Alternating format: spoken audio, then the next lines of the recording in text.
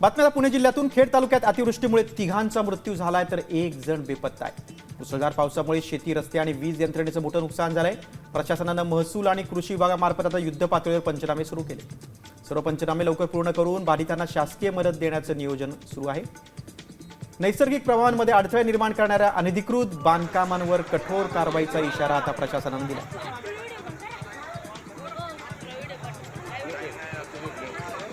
खेड तालुक्यामध्ये एकूण 5 दुर्घटना घडल्या।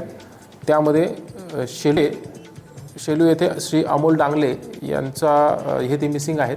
त्यांची गाडी तिथे सापडलेली आहे आणि त्यांचा शोध PMRDAची टीम तसेच NDRFची टीम देखील घेत आहे।